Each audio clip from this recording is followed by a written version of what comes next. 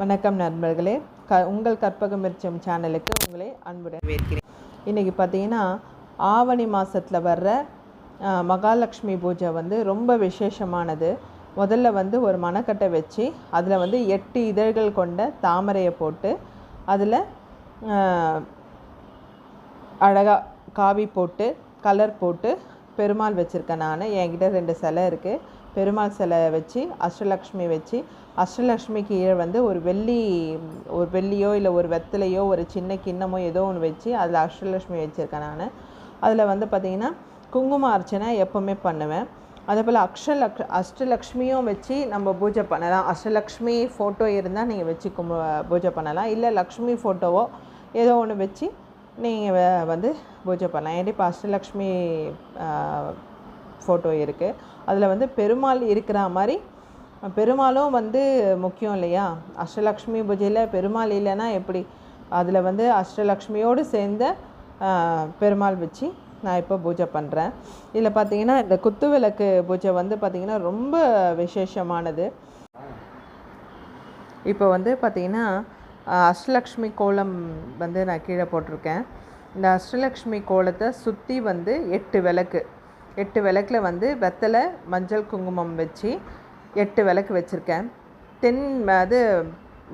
தெற்கு பக்கம் பார்த்து வெத்தலை வைக்கக்கூடாது. அதே போல் தெற்கு பக்கம் பார்த்து விளக்கு ஏற்றவும் கூடாது. அதை நம்ம திருப்பி கிழக்கு பார்த்தோ இல்லை வடக்கு பார்த்தோ மேற்கு பார்த்தோ நம்ம வச்சுக்கலாம். 8 விளக்கு மஞ்சள் குங்குமம் போட்டு நெய் ஊற்றி திரி போட்டு வச்சுருக்கேன். அதே போல் உங்களால் முடிஞ்சால் குத்து விளக்கு வச்சு நீங்கள் குத்து விளக்கு பூஜை பண்ணலாம்.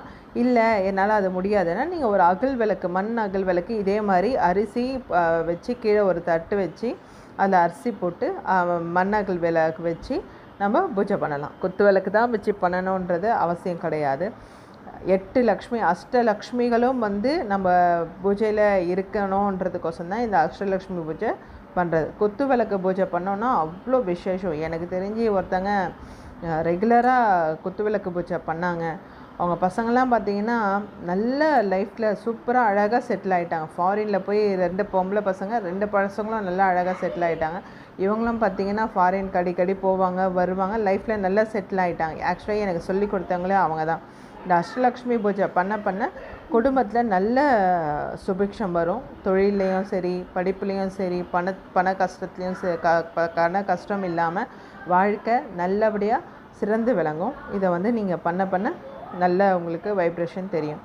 இப்போ பார்த்திங்கன்னா இந்த அஷ்டலக்ஷ்மி பூஜை ஆரம்பிக்கலாம். ஃபஸ்ட்டு அதுக்கு பார்த்திங்கன்னா ஒரு 108 காயின், 1 ரூபா காயினை வச்சு நம்ம அர்ச்சனை பண்ணலாம். ஃபஸ்ட்டு அந்த வெள்ளி கிண்ணத்தில் இருக்கிற அஷ்டலக்ஷ்மிக்கு நான் குங்குமத்தில் அர்ச்சனை பண்ணுறேன்.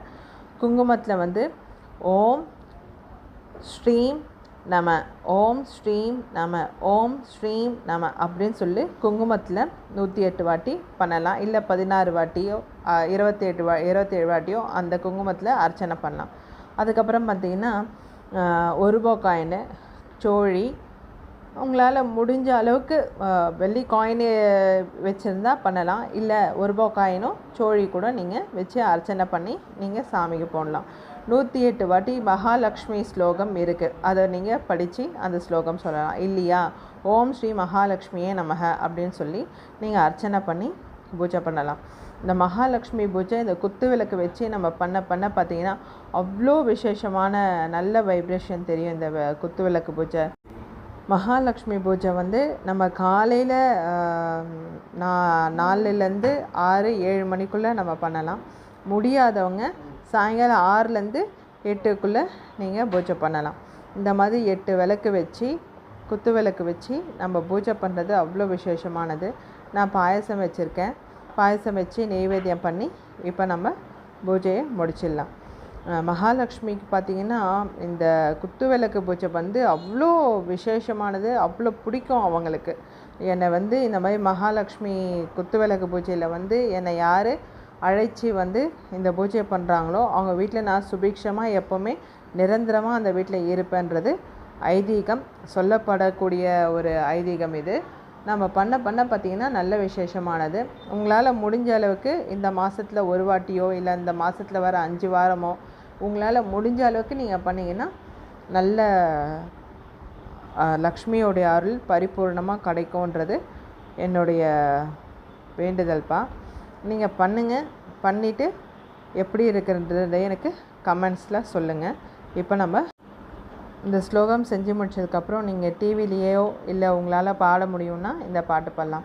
லக்ஷ்மி வாரா என் இல்லமே அப்படின்னு சொல்லிட்டு டிவிலேயே சாங் இருக்குது. நீங்கள் பாட்டாக கூட பாடிட்டு மகாலட்சுமிக்கு ஆரத்தி காமிச்சு பூஜையை முடிக்கலாம். தேங்காய் வச்சு அர்ச்சனை பண்ணி பூஜையை முடிச்சுட்டு ஒரு மஞ்சள் குங்குமம் கரைச்சி நைட்டு படுக்கிறதுக்கு முன்னாடி நீங்கள் லக்ஷ்மி வீட்டுக்கு வந்துட்டாங்க அப்படின்னு நம்ம மனசார நம்மளுடைய வேண்டுதல் தான் எல்லாமே. நம்ம வீட்டில் அவங்கள கூட்டிகிட்டு வந்து நம்ம வீட்டில் வச்சுருக்கோம். இப்போ நம்ம முடித்ததுக்கப்புறம் நைட்டு படுக்கிறதுக்கு முன்னாடி கொஞ்சோண்டு மஞ்சள் குங்குமம் போட்டு ஆரத்தி காமிச்சு